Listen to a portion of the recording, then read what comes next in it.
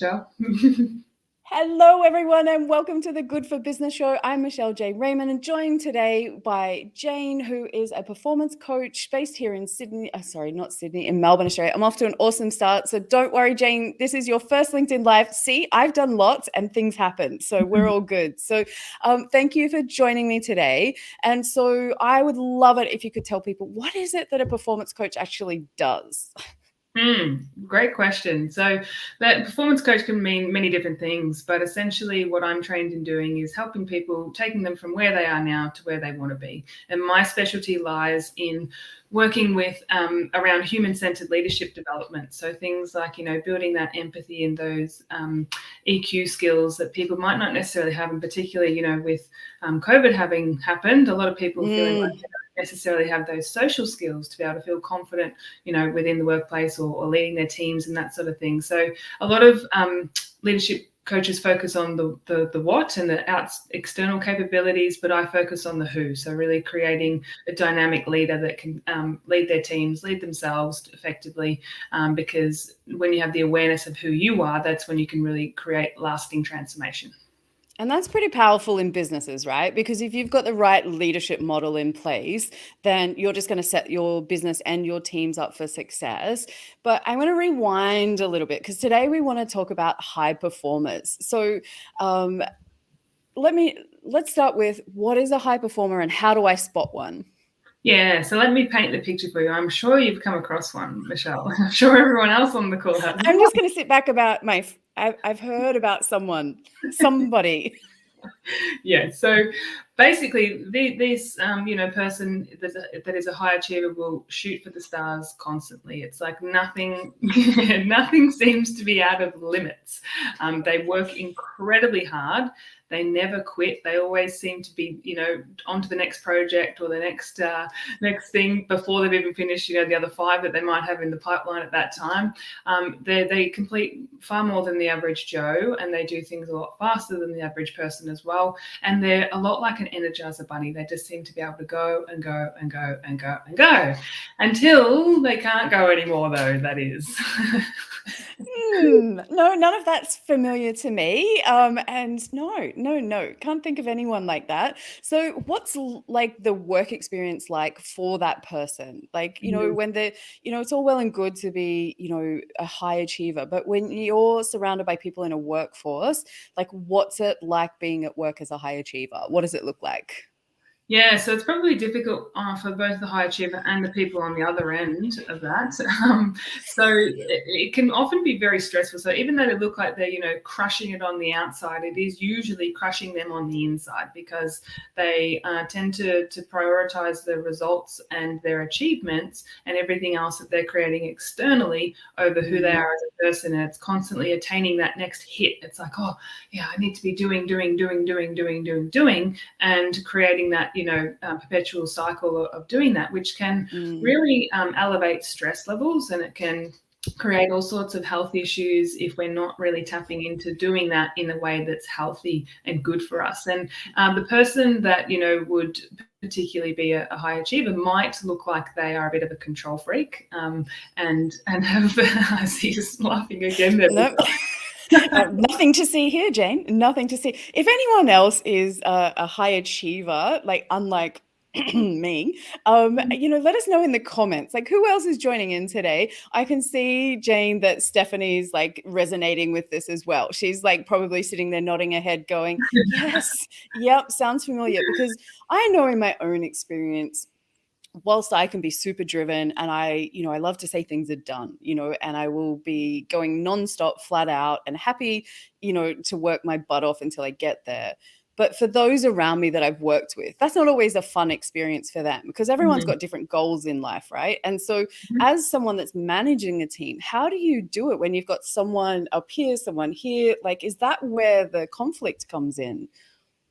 Yeah, so I think it's about when you're a leader and you're managing that kind of thing, it's about being really aware of your people and their attributes and what they can contribute. Because if you're expecting the person that's, the solid middle player who's putting in solid work continuously, and it's more like a level playing field, and then comparing them to the person who's continuously achieving and expecting them to have the same output, it's never going to work. So I think it really comes down to tailoring the workload or whatever's happening for that particular person and playing to their strengths, and realizing that not everybody can achieve the same things, and that's completely healthy and completely normal. So you would prioritize different tasks for those different people, essentially. Yeah.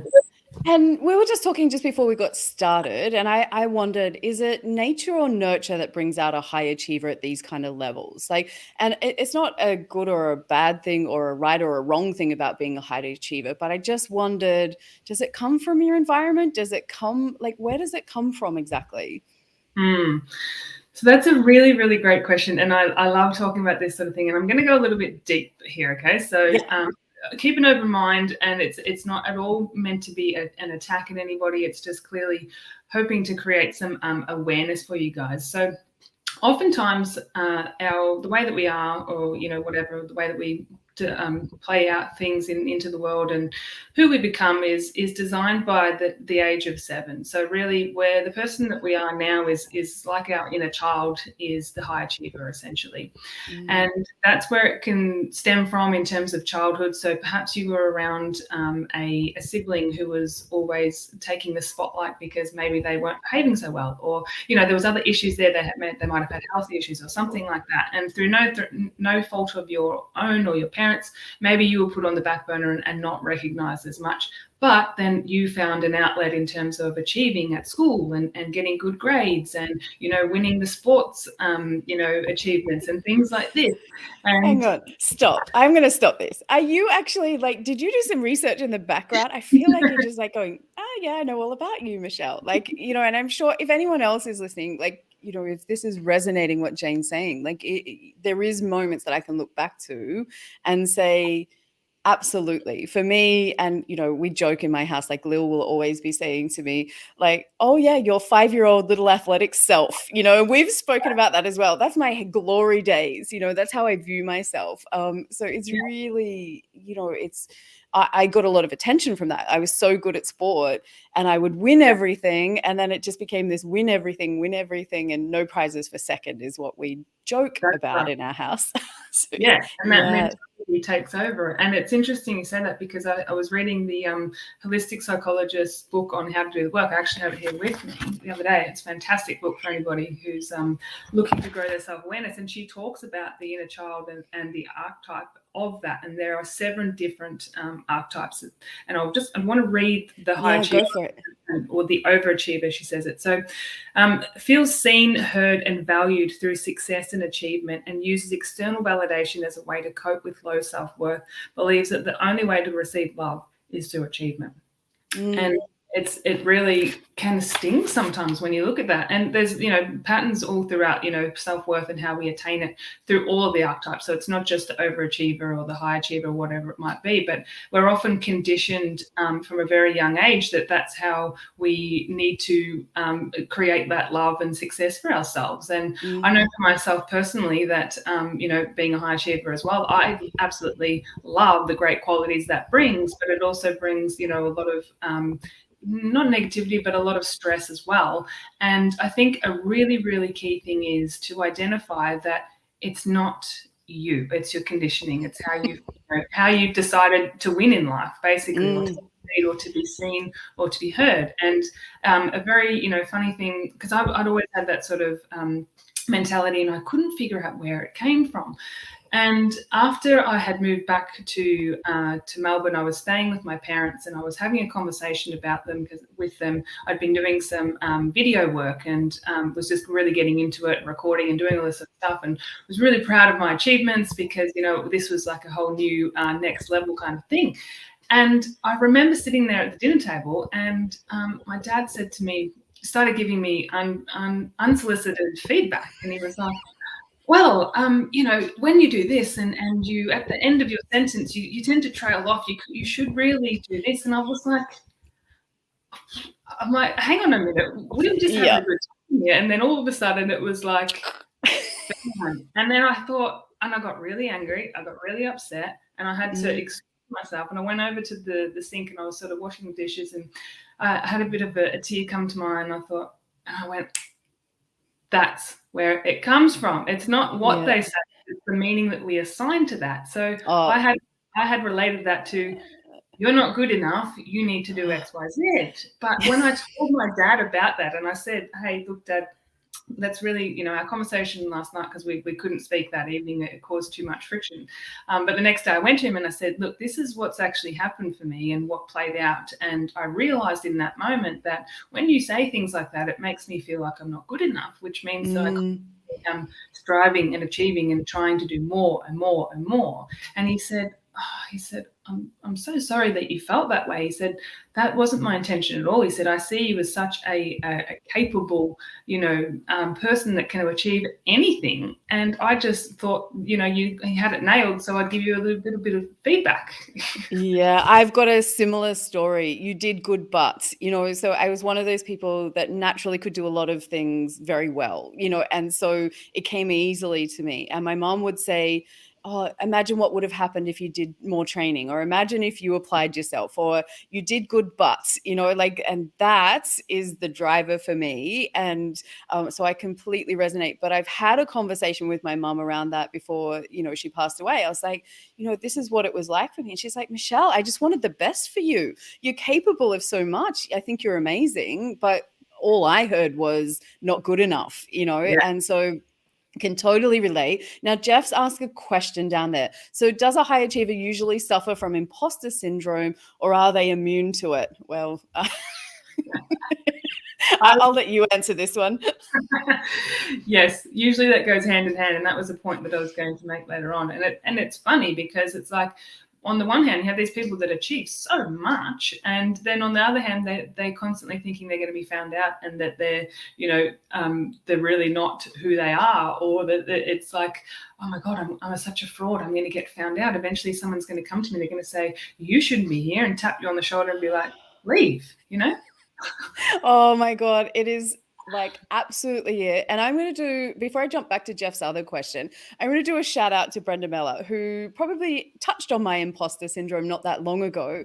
And how it played out is, I think she's amazing. She's another LinkedIn trainer based in the US, who I just think does an amazing job that inspires me to be better.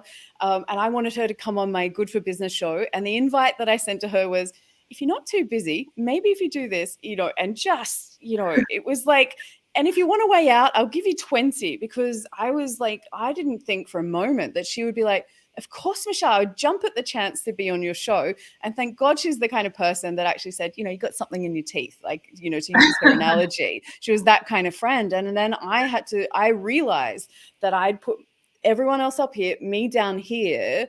And I was like, no, actually. And then they were seeing me, on par. I'm not better than anyone else, but, there are a lot of things I do really well. But it was like one of those moments that this year, as far as a teachable, growing moment, for me, imposter syndrome is like the story of my life in a lot of ways. My results don't talk to that. If you look at the results that I achieve, and I was just talking to a friend yesterday about our book launch. Like, when Lynette and I have launched Business Gold, like it's done super well. But for me, I was like waiting for other people to tell me it had done well. Like, I was like, did we do good? Can someone tell me? So I love reviews, and we were just talking before about that. I love when I read the reviews. I'm like, okay, this person said it's good, in my head. And we were talking like, not everyone gets to write a book. No, very small percentage of people will achieve that.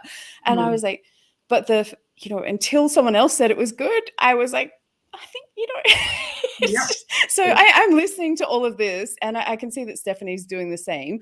And there are a few other people that are like listening in, just going, yes. So another question from Jeff, and a great one. So can anyone be a high achiever if you find the right motivation and environment? Is it like something that you can switch on in the right place, or, maybe it's, taken away from other people? Like, how does that play out, in every day? Yeah, great question. So, Jeff, I would say that you can definitely have high performers, and you can have people that get to that state, but the differentiation between someone becoming that or a high achiever is that it's already embedded within them, and it's like an internal driver. It's not something externally, and it's like a feeling that they have, and that's like sometimes can be this big deep hole that never gets filled. And the difference being that the high achiever will tend to run on the smell of an oily rag, and that will be, you know, what will just push them through continuously. Whereas the high performer will be, the Energizer Bunnies. That's right. The Energizer Bunnies, yes. I knew that is definitely it. That resonates, 100%. That's a great analogy. Yeah. Exactly. But I think it's more the subconscious programming that we have that is driving our behavior. And it's like that's on autopilot, and we're not, a lot of people are not conscious of that, or that they can change that. So the difference being that, yes, people can absolutely achieve results, but then when they've gotten their certain goals, or they've gotten to where they want to be, then they might taper off, or something else might become important. Whereas for a high achiever, it's always front of mind and always focused. Does a high achiever, are they more prone to things like burnout? Like, is that a consequence of, that never ending, strive for this? Is it, because it's almost theoretically unattainable to the level inside here? Like, is burnout a problem for high achievers? Yes, it absolutely can be if you don't approach the situation with, the right kind of awareness and the right approach, essentially. And if you keep burning the candle at both ends, getting up, a lot of them will get up early. They'll work right through until, the late hours. Sometimes I was speaking to a leader of he'd been in a big organization for about 15, 20 years, something like that. And just put it simply, he said, I feel intellectually stimulated by the work I do, and I could just do it all day, every day. And obviously that's great, but it's basically unhealthy, because you're dropping off other things that are there to help you function properly, like sleep, health, all that sort of thing. And not just causing burnout, but I also notice that it can cause a lot of gut health issues, because you're in that constant state of, everything's, flighty, so to speak. And it's, creating that sense of urgency and anxiousness, and I've got to keep doing, I've got to be this, and I've got that, blah, blah, blah, blah. And then, when we're not settled and we're not in that state of that, I think it's I can't remember what it's referred to, homeostasis, something like that. Yeah. When we're not in that state often enough, then we create an uneven balance, and then we actually become addicted to that behavior. And it's like, without that, we can't function and we don't feel normal. So when everything's calm, or we're on holidays, or we've got time off over Christmas, we're bored. We're like, what's going on? Like, what can I do? I like to do, Yeah, it's really funny, because for me, I'm kind of an all or nothing, like a bit manic around that kind of side of things, and I think sometimes it's because when you're up like this, the only other opposite to balance that out is to do nothing, like, so it's like this all nothing, and so and like you, I've had to learn, to put some boundaries around sleep. Is probably, making sure that I cut things off at a certain time, because there's always something to do when you own a business, like, and especially being a new business and a solopreneur, like, there is always something else that I want to do on my list. Like, and I realized when I first quit, like you talk about like that silence, the hardest thing for me, going from managing a team of 30 people that were at me all day, every day, loved it. Working from home by myself, silence, winter last year, lockdown, didn't go so well for me. So are high achievers, do they normally perform better in a team or as an individual, or that doesn't really impact things? It depends. I think that would be dependent upon whether you're more of an extroverted high achiever or an introverted, I would say. So depending on that and what your preference is, because I said before, a lot of high achievers prefer to be in control. So working in a team environment, that's pretty hard to do, because they want to micromanage and be like, that's not good enough. I would have done that this way. You didn't do that, I would say it's dependent upon the individual and how they prefer to work. And a lot of them do like to work solo, because also they like to overcompensate for their shortfallings, in terms of they'll work until it's, seen to be good enough. Is it ever good enough is the question.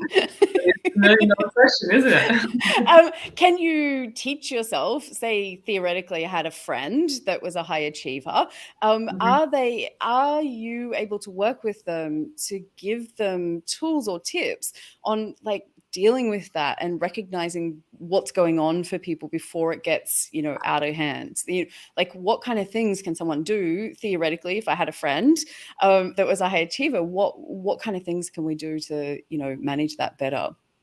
Yeah, so I'll come at that from two perspectives: what you can do if it's a friend, and also if you are one. So because very different.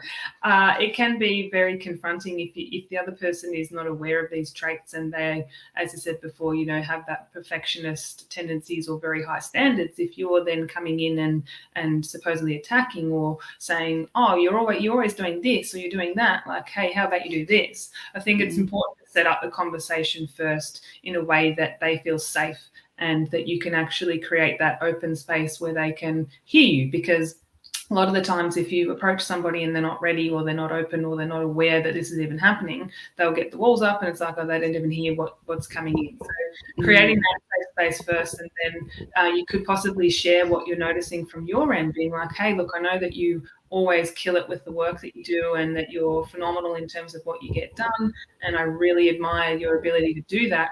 And what I'm also noticing is that it can often cause you to appear like you might be stressed, or like you might be reaching the burning point, or like your happiness is impacted, and maybe that's taking a toll on you. I'm not sure, just that's what it looks like from the outside. And saying in a way that really has compassion with it would be a good way to approach it.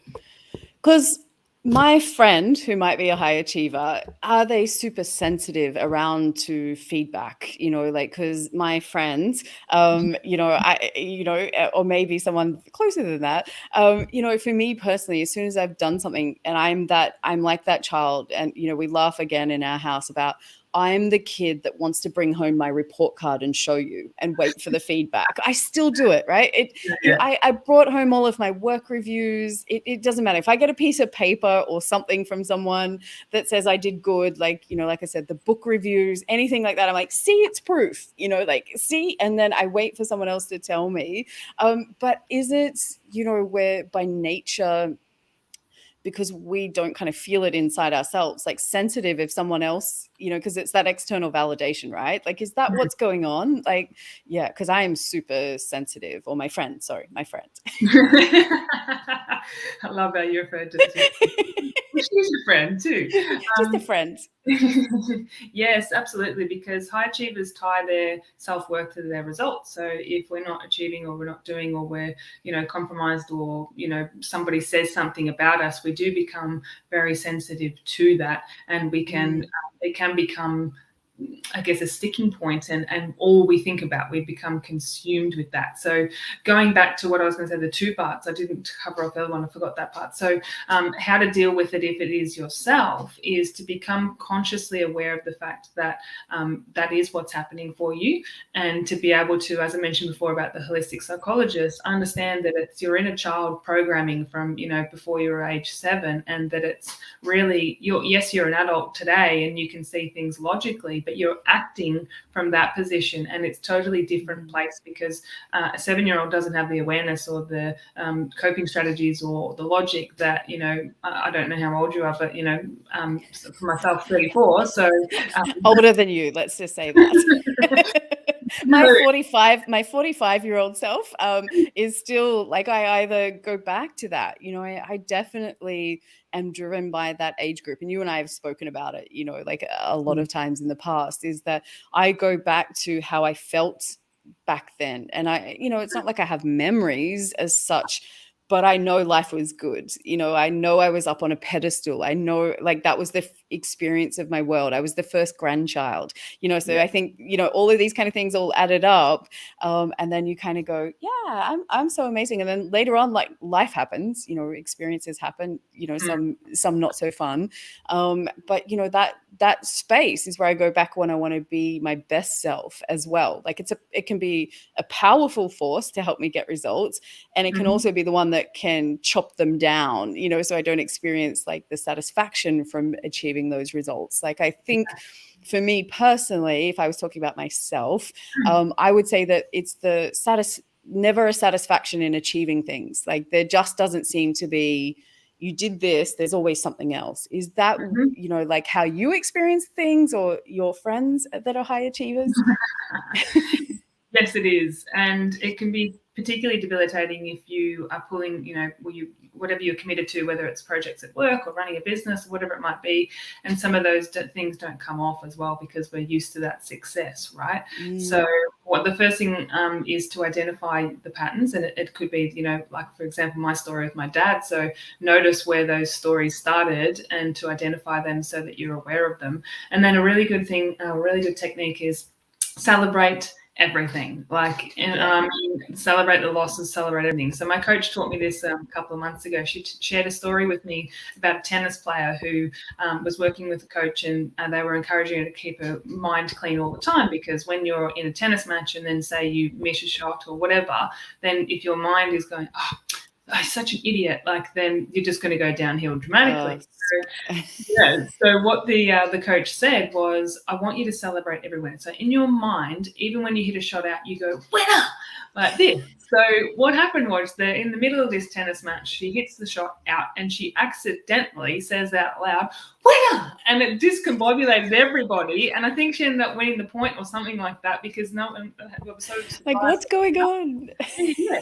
So, like, celebrating so that you're getting over that negative pattern or that judgment of yourself, or whether it's others or whatever it be, because that's where the disappointment, where the resentment, the anger, the frustration comes, is from that judgment piece. So if you can, you know, change the situation and approach it from a, well, I've won no matter what. That could be really powerful as well. Interesting. Now, you're working on some pretty cool projects, the Appreciation Project. Tell us about that one, because, like, I think it's pretty cool. So I want other people to know, like, what other projects that you're up to. So I just started delivering an appreciation program, which is designed to help with the Great Resignation, if you believe that's happening. So the companies that I'm talking to are saying that, you know, people are looking elsewhere. They're saying they don't feel appreciated, all this sort of thing. So the appreciation program is designed around the 5 love languages, believe it or not. And that's actually been taken into the workplace. So we all have one style of communication that we prefer to receive both appreciation and to demonstrate our appreciation for others. So it's equipping, you know, leaders, everybody. It's not just a HR thing. It's not just a leadership thing. It's an everybody approach. And it's designed to help employees feel valued and appreciated in the way that speaks to them as a person. So it could be that they like to receive gifts. Now, that's probably what a lot of people think is the highest. Gifts could be money, could be all that sort of thing, but it's actually not. I think words of affirmation was the highest scoring language that was preferred. So that means that you like to receive, you know, that kudos on your report card, Michelle. As I say, does not sound familiar at all. Like, and so what are the other 4? Like, so we've got, you know, that side of things. We've got the gifts. We've got the words of affirmation. You've got acts of service. So at work, if you have acts of service, you like people to help you out. If you've got a challenging project, you want someone to say, hey, look, what can I do to assist you with this? And then we've got quality time. So you like to spend time with either your colleagues after work. Maybe you celebrate by having a drink at the end of the week or something like that. Or you have an event on, dinner, golf, I don't know, whatever it might be. And then the other one is physical touch. But according to the research, that doesn't really play out very often in the workplace, unless it's like, you know, a fist bump to celebrate, or a high five, or a pat on the back, that sort of thing. That is, like, really cool, because the premise of that whole book is, if someone gives you, say, mine's words of affirmation, but if someone keeps giving me gifts and keeps giving me gifts at work, then I'm going, why are you giving me these gifts? Like, why aren't you giving me the feedback? So it's one of those things that when you understand it, and, you know, we often joke at home as well, like, mine is words of affirmation. So I am loving cards, text message, all those kind of things. But on the flip side, if your partner is someone who's like, you know, acts of service, then, you know, if you send them cards, they're like going, why aren't you, like, cleaning the house? You know, like, and so, you don't, if you'd love me, you'd clean the house. And I'm like, you can get a cleaner to do that, but you can't get a cleaner to write you this, you know, like, so it's really interesting. I love that it's working out you realize you spend so much time with people at work. I have spent far more time with people in the last 10 years in the workplace than what I have with my partner at home. Exactly. And so making sure that environment is something that's really positive and challenging for everybody, and, I love that you've brought up, there's all different kinds of names, whether it's the great resignation, the great reshuffle, whatever the next moves are for people. And we're seeing, I think it's that time of the year where people consider what's next. And I love that you've got this project. So if anyone's interested in working with Jayne, please go and follow and connect with her on LinkedIn as well. And, reach out and actually, find out more about these projects, because what she does is awesome.